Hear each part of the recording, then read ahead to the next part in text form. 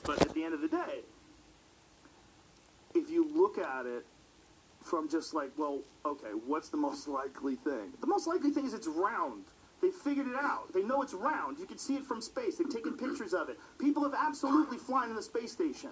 There's videos of the thing landing out of the sky, people pulling people out of the water. They've gone into space, okay? They've taken pictures. This is all real. There's satellites. They're real. If you get satellite radio, it's real, okay? It's really from a satellite. When you get DirecTV, it's real. It's in space. It's orbiting the fucking Earth. There's flight patterns that are carefully calculated, that are going around the Earth. Everybody would have to be lying. Do you understand how crazy it is? I'm with you on a lot of conspiracies. I'm with you on Operation Northwoods. I'm with you on the Gulf of Tonkin. Shit, you get me high enough, I'll go Area 51 on you. I'll go Bob Lazar. I'll go deep on some, who the fuck knows? And then follow you.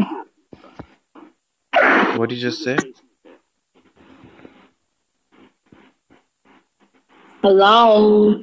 Hello.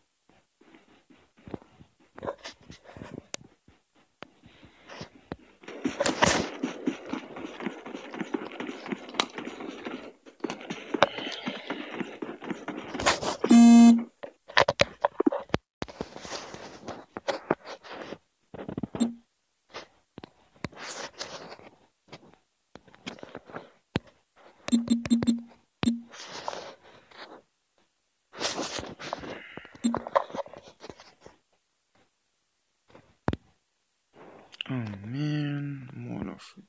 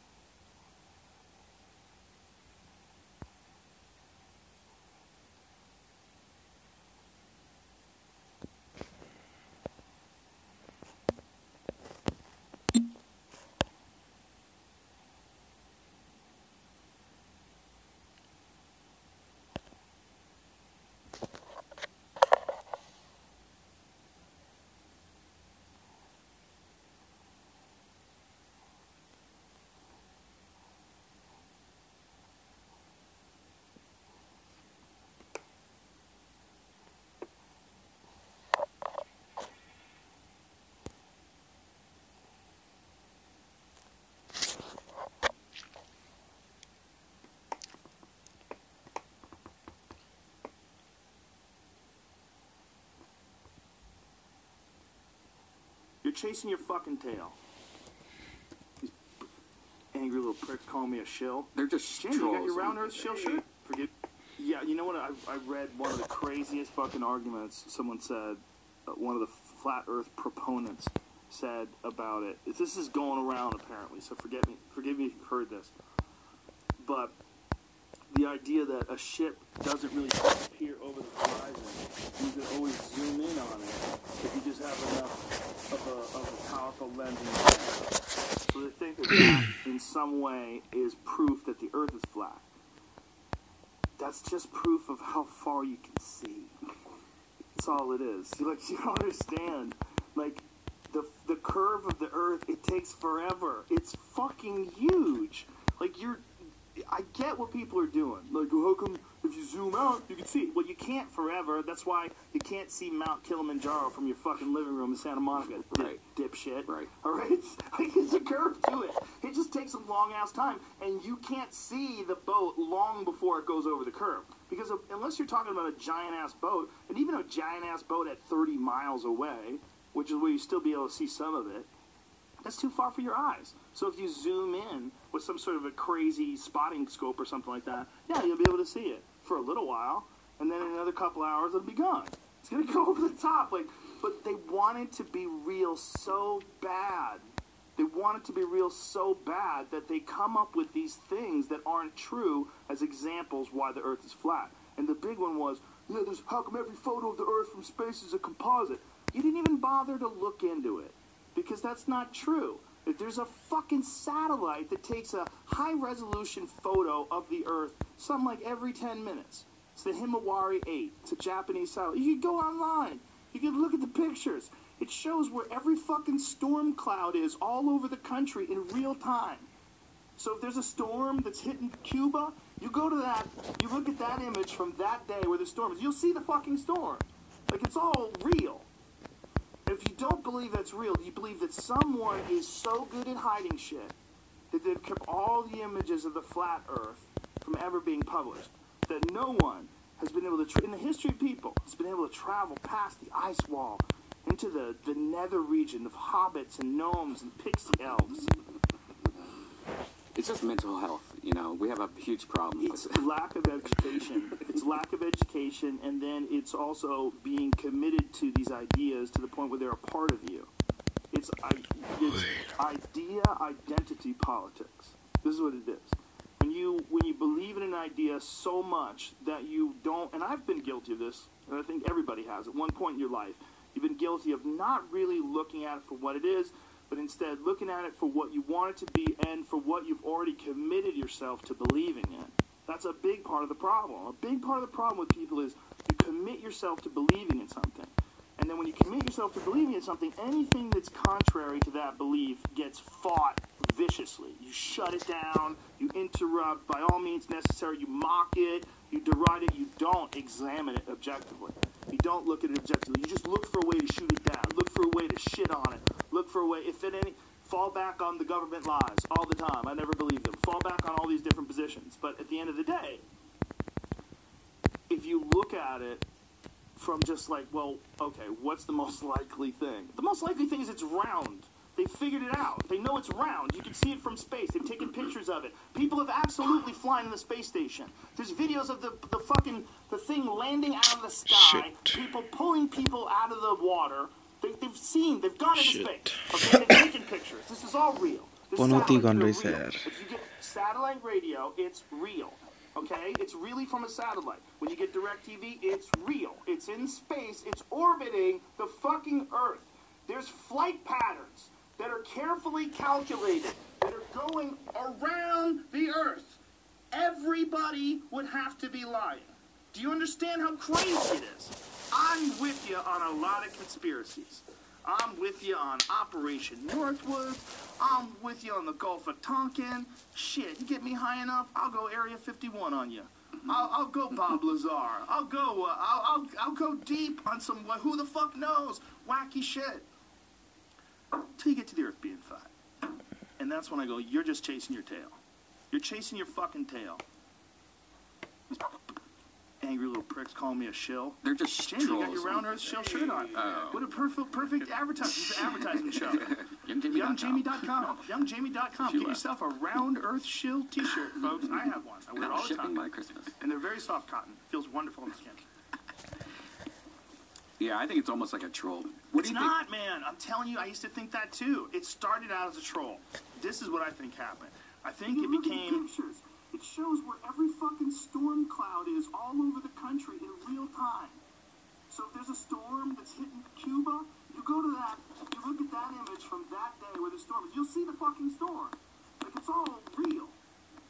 If you don't believe that's real, you believe that someone is so good at hiding shit that they've kept all the images of the flat earth from ever being published. That no one has been able to, in the history of people, has been able to travel past the ice wall into the nether region of hobbits and gnomes and pixie elves.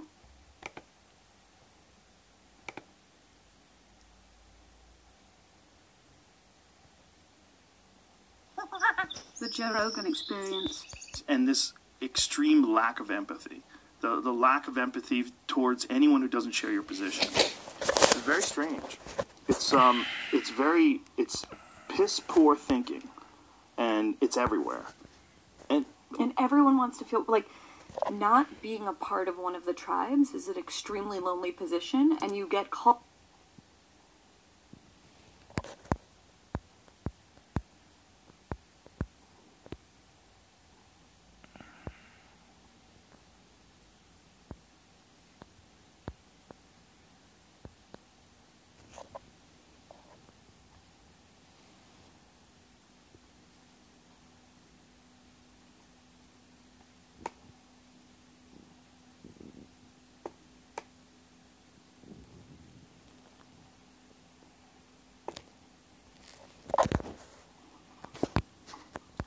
Four, three, two, ha ha ha. 4, 3, 2, 1, boom. Thank you. Thanks for doing this, man. Really appreciate it. You're welcome. Very good to meet you. Nice to meet you too. And thanks for not lighting this place on fire. You're welcome. That's coming later. How does one, just in the middle of doing all the things you do, create cars, rockets, all this stuff you're doing, constantly innovating, decide to just make a flamethrower? Where do you have the time for that? Well, the flame, we didn't put a lot of time into the flamethrower. This was an off-the-cuff thing, and so I have sort of like, it's sort of a hobby company called The Boring Company, which started out as a joke, and we decided to make it real, and dig a tunnel under LA, and then other people asked us to dig tunnels, and so we said yes in a few cases. And then we have a merchandise section that only has one piece of merchandise at a time. And we started off with a cap, and there was only one thing on. It was just boringcompany.com/cap or hat. That's it. And then we sold the hats, limited edition. We just said The Boring Company. And then I'm a big fan of Spaceballs, the movie, and in Spaceballs, Yogurt goes through the merchandising section, and they have a flamethrower in the merchandising section of Spaceballs, and the kids love that one. That's the line when he pulls out the flamethrower. It's like, we should do a flamethrower. So we. Does anybody tell you no? Does anybody go, Elon, maybe for yourself, but selling a flamethrower, the liabilities, all the people you're selling this device to, what kind of unhinged people are going to be buying a flamethrower in the first place? Do we really want to connect ourselves to all these potential arsonists? Yeah, it's a terrible idea. Terrible. Shouldn't buy one. I said don't buy this flamethrower. Don't buy it. Don't buy it. That's what I said. But still, people bought it. Yeah, there's nothing I could do to stop them. If you build it, they will come. I said, don't buy it. It's a bad idea. How many did you make? It's dangerous. It's wrong. Don't buy it. Still, people bought it. I just couldn't stop them. How many did you make? 20,000. And they're all gone. in 4 days. But it sold out in 4 days. Are you going to do another run? No. No, that's it. Yes. Oh. I said we would do 20. We did 50,000 hats. And that was $1 million. And he's like, okay, we'll sell something and for $10 million, and that was 20,000 flamethrowers at $500 each. They went fast. Yeah, how do you have the time? How do you have the time to do that, though? I mean, I understand that it's not a big deal in terms of all the other things you do. But how do you have time to do anything? I don't understand your time management skills. I mean, I didn't spend much time on this flamethrower. I mean, to be totally frank, it's actually just a roofing torch with an air rifle cover. It's not a real flamethrower. Which is why it says not a flamethrower. That's why we were very clear. This is not actually a flamethrower. And also we were told that various countries would ban shipping of it, but they would ban flamethrowers. So to solve this problem, all the customs agencies, we labeled it not a flamethrower. Did it work? Was it effective? I don't know. I think so. Yes. So far. Yes. Now, but you do. Because they said you cannot strip a flamethrower. But you do so many different things. Forget about the flamethrower. Like, how do you do all that other shit? Like, how does one decide to fix LA traffic by drilling holes in the ground? And who do you even approach with that? Like, when you have this idea, who do you talk to about that? I mean, I'm not saying it's going to be successful or so. You know, I'm not like asserting that it's going to be successful. But so far, I've lived in LA for 16 years, and the traffic has always been terrible. And so I don't see any other ideas for improving the traffic. So in desperation, we're going to dig a tunnel, and maybe that tunnel will be successful, and maybe it won't.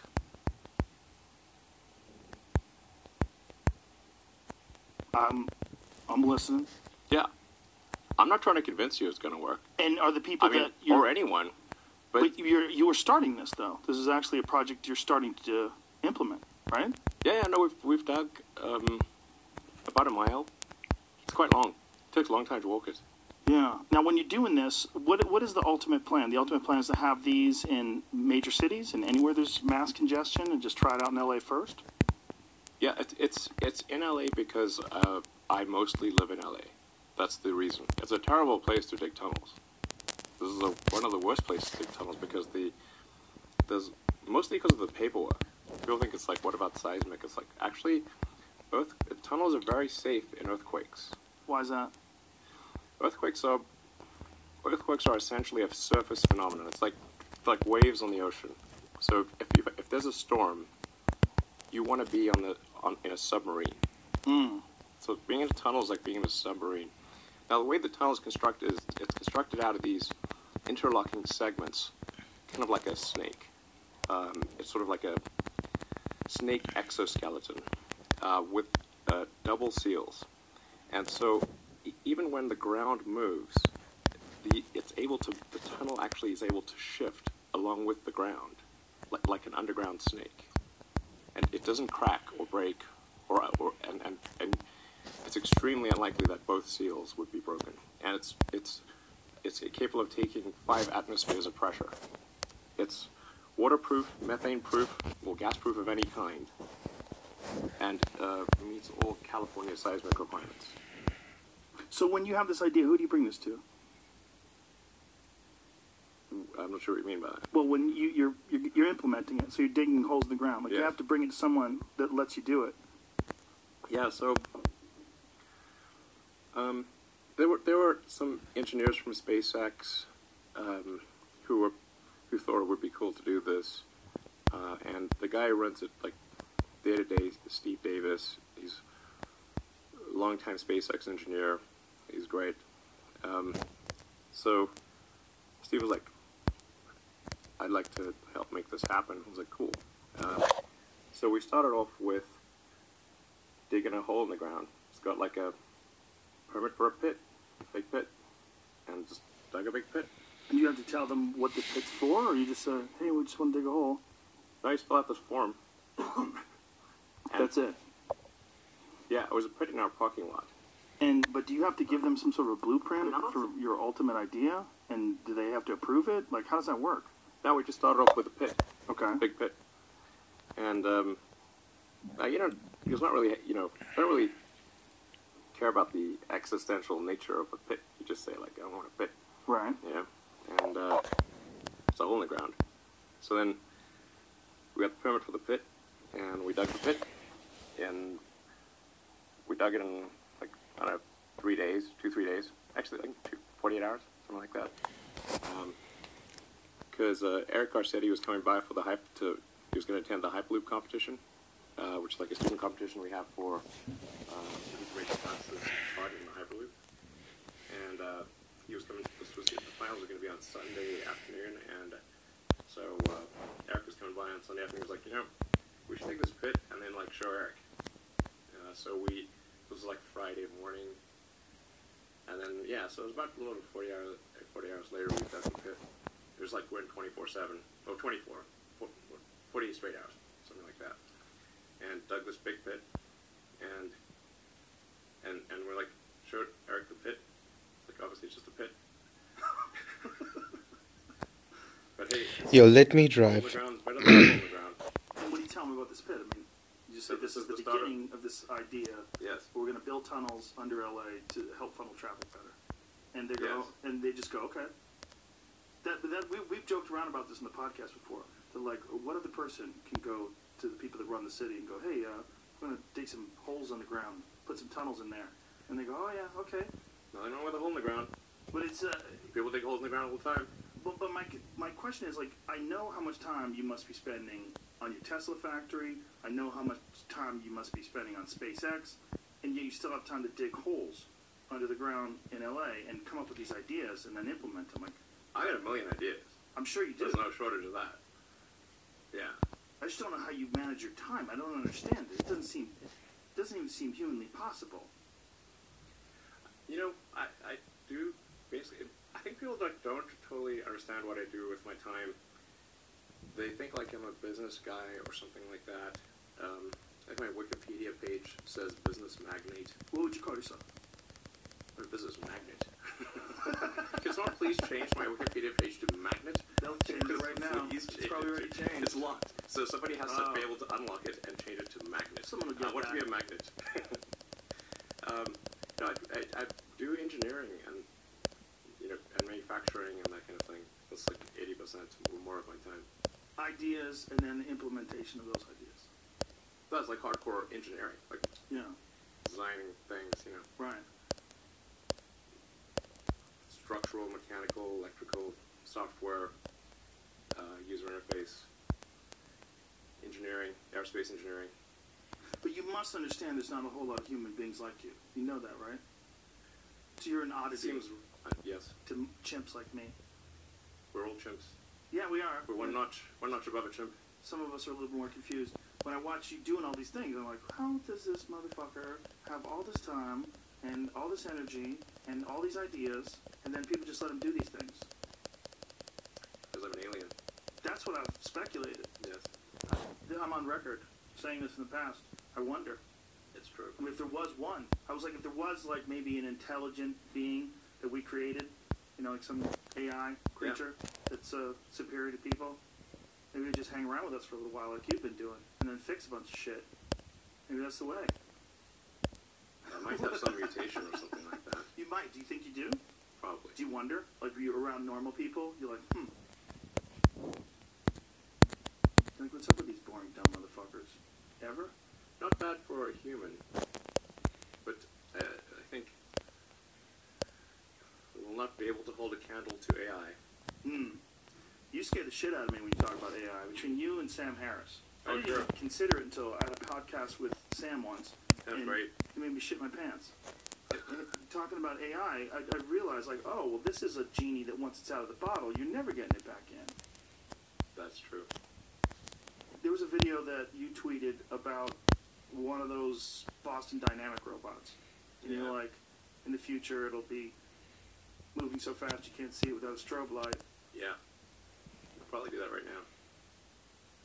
And no one's really paying attention too much, other than people like you or people that are really obsessed with technology. All these things are happening, and these robots are. Did you see the one where PETA put out a statement that you shouldn't kick robots?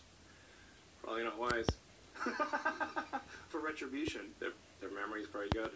I bet it's really good. It's really good. I bet it is. Yes. And getting better every day. It's really good. Are you honestly, legitimately concerned about this? Is like AI one of your main worries in regards to the future? Yes, it's less of a worry than it used to be, mostly due to taking more of a fatalistic attitude. Oh, man. So you used to have more hope, and you gave up some of it, and now you don't worry as much about AI. You're like, this is just what it is. Yeah, pretty much. Hmm. Yes. Yes. No, it's not necessarily bad. It's definitely going to be outside of human control. Not necessarily bad, right? Yeah, it's not necessarily bad. It's just outside of human control. Now, the thing that's going to be tricky here is that it's going to be very tempting to use AI as a weapon. It's going to be very tempting. In fact, it will be used as a weapon. So the on-ramp to serious AI. The danger is going to be more humans using it against each other, I think, most likely. That'll be the danger. Yeah. How far do you think we are from something that can make its own mind up, whether or not something's ethically or morally correct, or whether or not it wants to do something, or whether or not it wants to improve itself, or whether or not it wants to protect itself from people or from other AI? How far away are we from something that's really, truly sentient?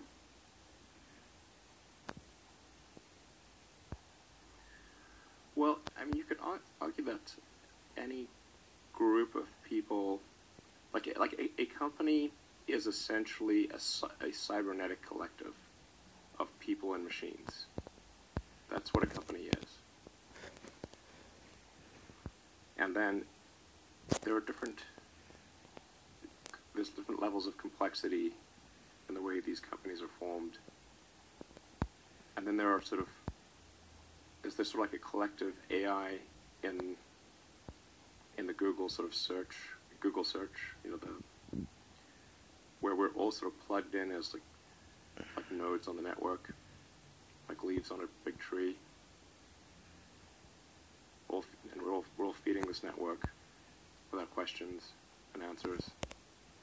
We're all collectively programming the AI, and and Google plus all the humans that connect to it are one giant cybernetic collective. This is also true of Facebook and Twitter and Instagram and all these social networks. They're giant cybernetic collectives. Humans and electronics all interfacing, and constantly connected. Yes. Constantly. One of the things that I've been thinking about a lot over the last few years is that one of the things that drives a lot of people crazy is how many people are obsessed with materialism and getting the latest, greatest thing. And I wonder how much of that is, well, a lot of it is most certainly fueling technology and innovation. And it almost seems like it's built into us. It's like what we like and what we want, that we're fueling this thing that's constantly around us all the time. And it doesn't seem possible that people are going to pump the brakes. It doesn't seem possible at this stage when we're constantly expecting the newest cell phone, the latest Tesla update, the newest MacBook Pro. Everything has to be newer and better. And that's going to lead to some incredible point. And it seems like it's built into us. It almost seems like it's an instinct that we're working towards this, that we like it. Mm-hmm. That our job, just like the ants build the anthill, our job is to somehow or another fuel this. Yes. I mean, I made this comment some years ago, but it feels like we are the biological bootloader for AI, effectively. We are building it. And then we're building progressively greater intelligence. And the percentage of intelligence that is not human is increasing. And eventually, we will represent a very small percentage of intelligence. But the AI is informed, strangely, by the human limbic system. It is, in large part, our id writ large. How so? We mentioned all those things,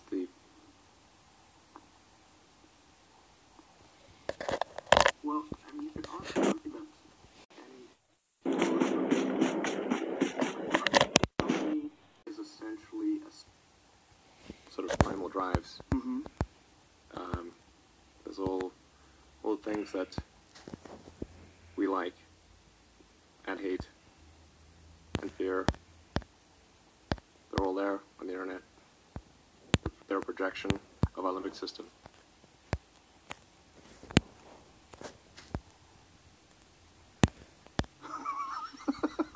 That's true.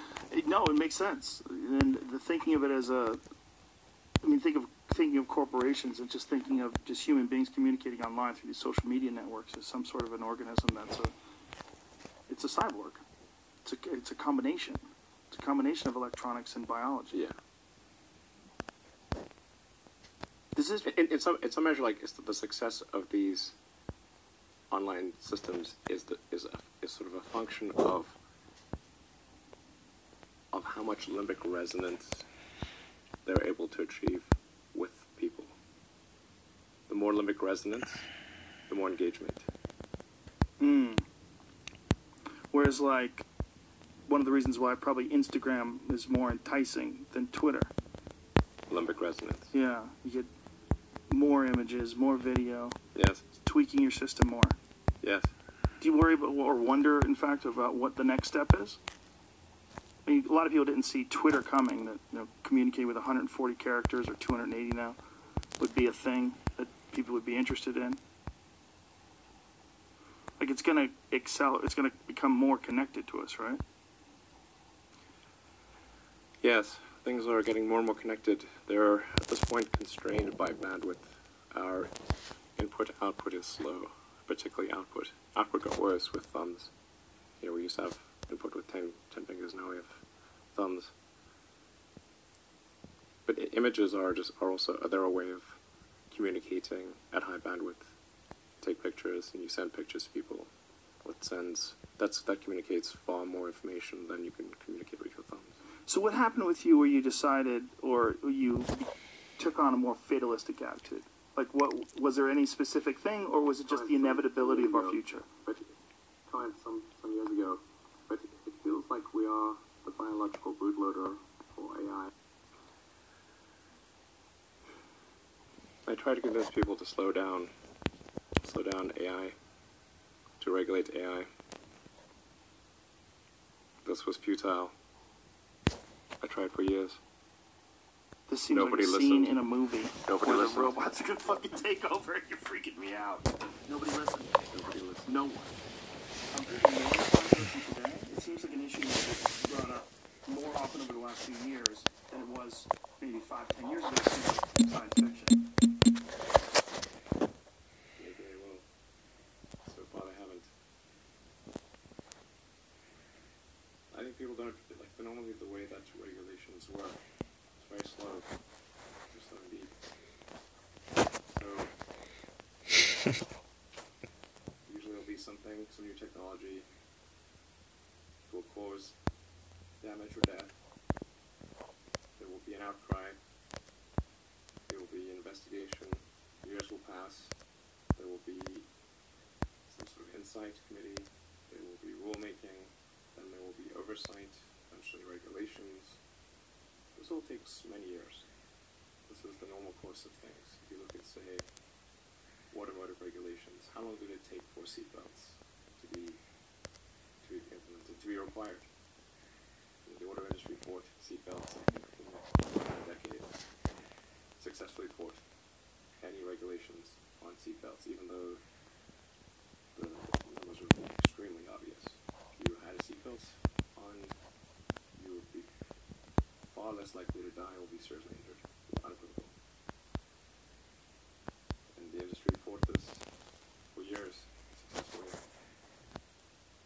eventually, after many people died,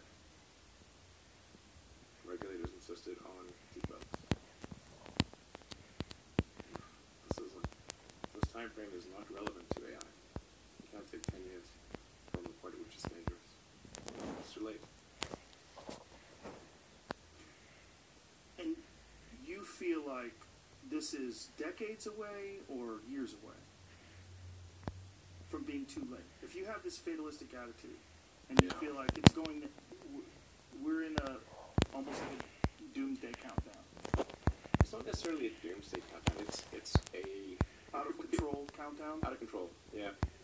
People call it the singularity, and that's probably the great thing about it. It's a singularity. It's hard to predict, like a black hole, what happens past the event horizon. Right. So once it's implemented, it's very difficult because it will once be the able genie's to out of the bottle, what's going to happen?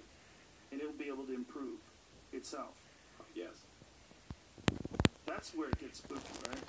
The idea that it can do thousands of years of innovation very quickly. Yeah. And then we'll be just ridiculous. Ridiculous. We will be like this ridiculous biological shitting, pissing thing trying to stop the gods. No, stop. We like living with a finite lifespan and watching, Norman Rockwell paintings. It could be terrible, and it could be great. It's not clear. Right. One thing's for sure, we will not control it. Do you think that it's likely that we will merge somehow or another with this sort of technology, and it'll augment what we are now, or do you think it will replace us? Well, that's the scenario. The merge scenario with AI is the one that seems like probably the best. Like For us. Yes. Like if you can't beat it, join it. That's Yeah. So from a long-term existential standpoint, that's like the purpose of Neuralink, is to create a high bandwidth interface to the brain such that we can be symbiotic with AI. Because we have a bandwidth problem. You just can't communicate through your fingers, it's too slow. And where's Neuralink at right now? I think we'll have something interesting to announce in a few months. That's at least an order of magnitude better than anything else. Probably, I think better than probably anyone thinks is possible. How much can you talk about that right now? I don't want to jump the gun on that. But what's like the ultimate? What's the idea behind it? Like, what are you trying to accomplish with it? What would you like, best case scenario? I think best case scenario, we effectively merge with AI, where AI serves as a tertiary cognition layer, where we've got the limbic system, kind of the primitive brain essentially. We've got the cortex. So you're currently in a symbiotic relationship. Your cortex and limbic system are in a symbiotic relationship. And generally people like their cortex and they like their limbic system. I haven't met anyone who wants to delete their limbic system or delete their cortex. Everybody seems to like both. And the cortex is mostly in service to the limbic system. People may think that the thinking part of themselves is in charge, but it's mostly their limbic system that's in charge. And the cortex is trying to make the limbic system happy. That's what most of that computing power is oriented towards. How can I make the limbic system happy? That's what it's trying to do. Now, if we can have a third layer, which is the AI extension of yourself, that is also symbiotic. And there's enough bandwidth between the cortex and the AI extension of yourself such that the AI doesn't de facto separate, then that could be a good outcome. That could be quite a positive outcome for the future. So instead of replacing us, it will radically change our capabilities. Yes, it will enable anyone who wants to have superhuman cognition. Anyone who wants. This is not a matter of earning power, because your earning power would be vastly greater after you do it. So it's just like anyone who wants can just do it. in theory. That's the theory. And if that's the case, then, and let's say billions of people do it, then the outcome for humanity will be the sum of human will. The sum of billions of people's desire for the future. And But that billions of people with enhanced cognitive ability.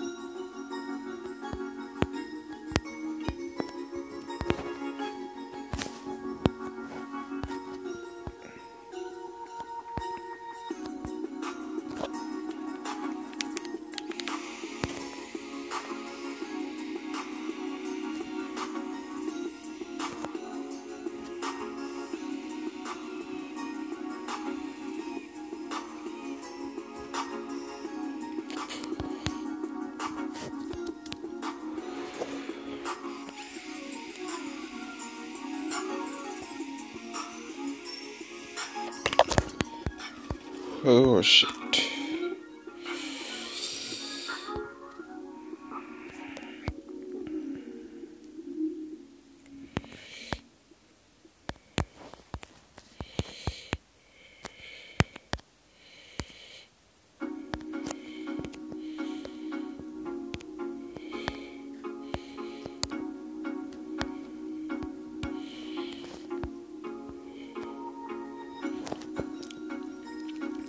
Hi there, one viewer. How are you?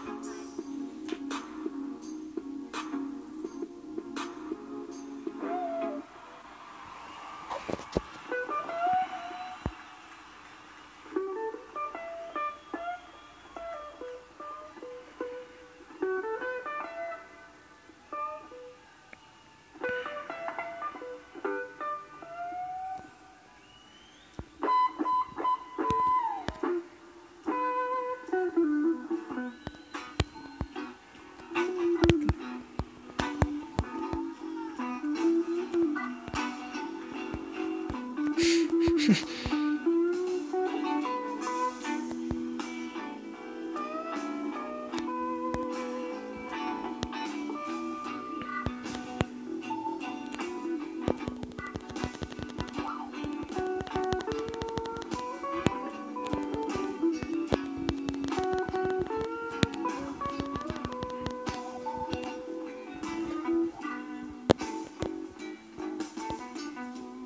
thrill is gone.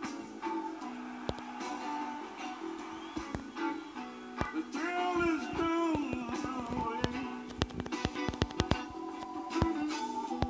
Thrill is gone, baby. The thrill is gone away. Get me wrong, baby. You'll be sorry someday. Thrill is gone.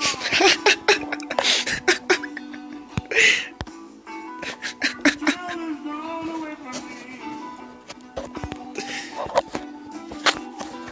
Thrill is gone, baby. Thrill is gone away from me. Although I'm still alone,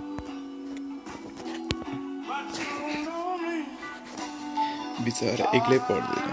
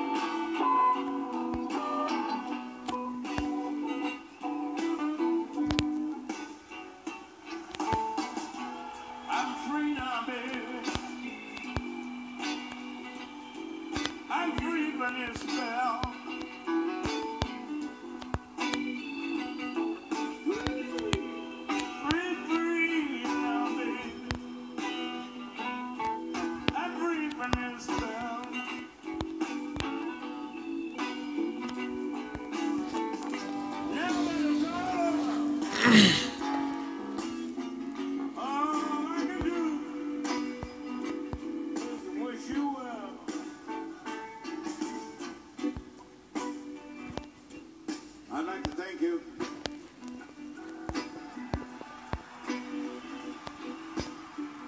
I'd like to thank these three young men sitting down front with me. They treat me so good, I begin to feel special. I said they treat me so well, I feel special. Thank you. Thank you.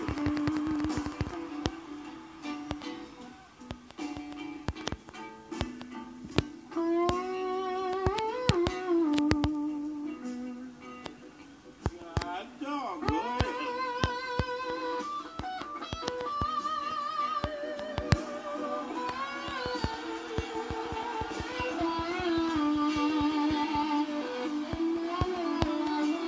Boy, you sure don't laugh.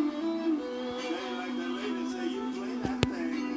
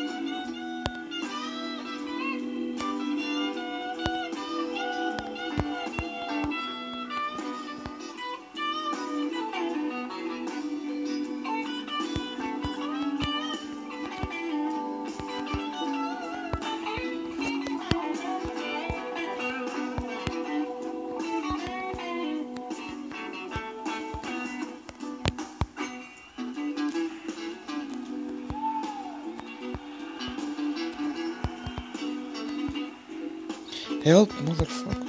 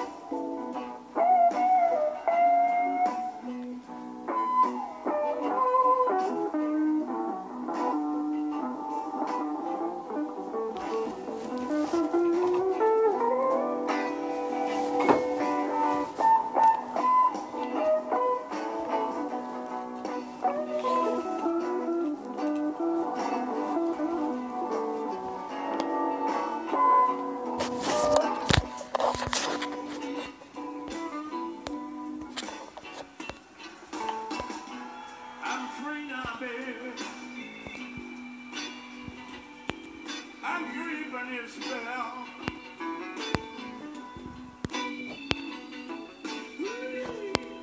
Free, free now, baby. I'm free from your spell.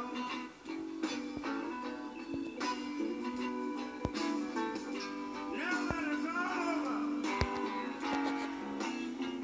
all I can do is wish you well.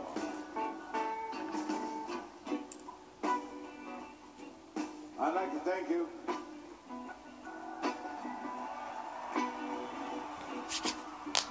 I'd like to thank these three young men sitting out in front with me. They treat me so good, I begin to feel special. I said they treat me so well, I feel special. Thank you. Thank you.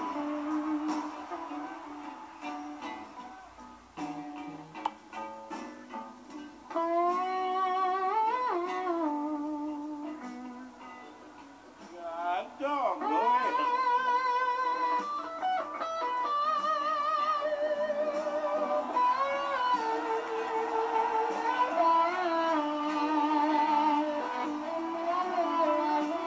Boy, you sure don't let 'em say like that lady say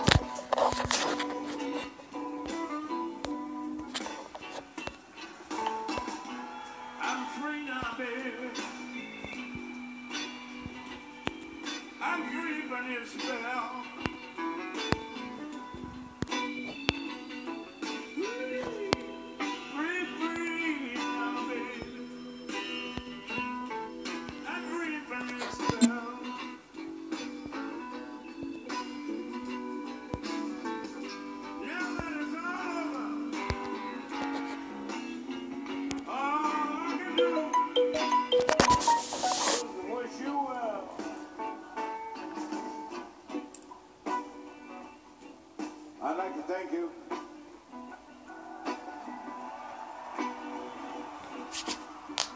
I'd like to thank these three young men sitting down in front with me.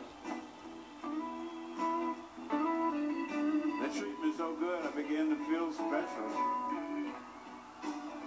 I said they treat me so well, I feel special. Thank you. Thank you.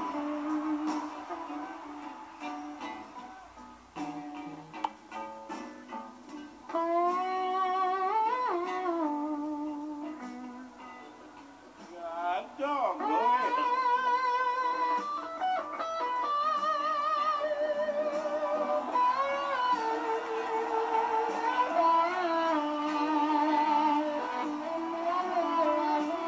Boy, you sure do play that. Say like the lady say, you play that thing.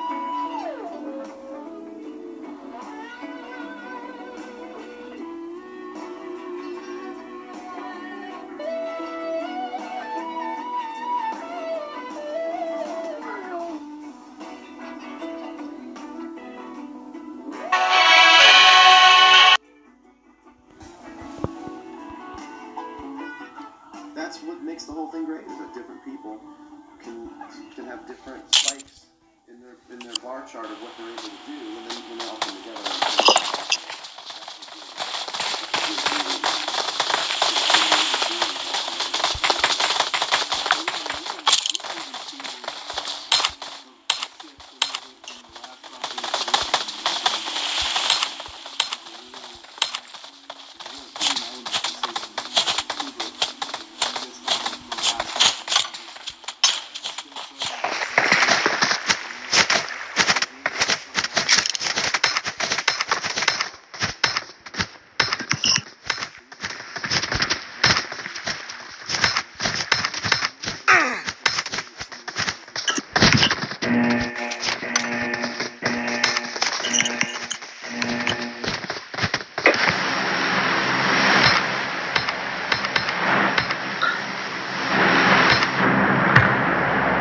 Hello, salam alaikum.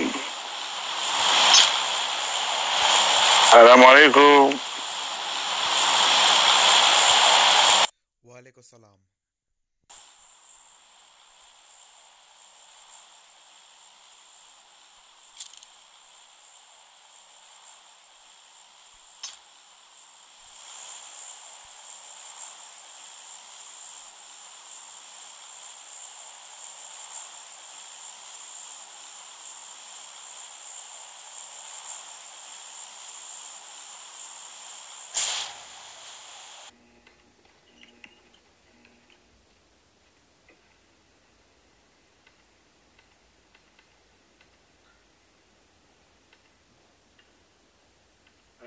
Salam alaikum.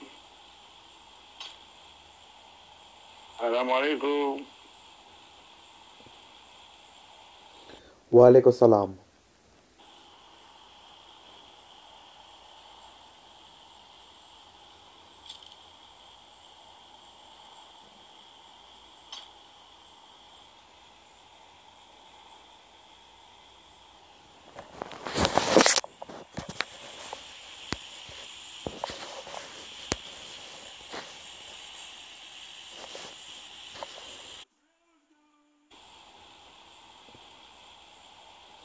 Walaikum salam.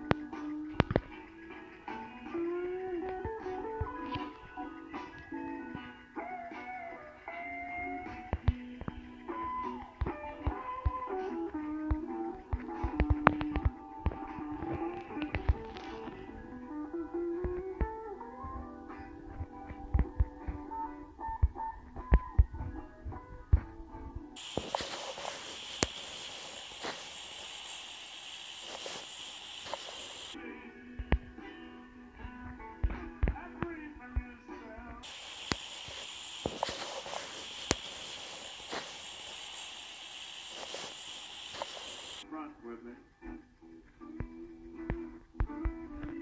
They treat me so good, I begin to feel special. cocktail special.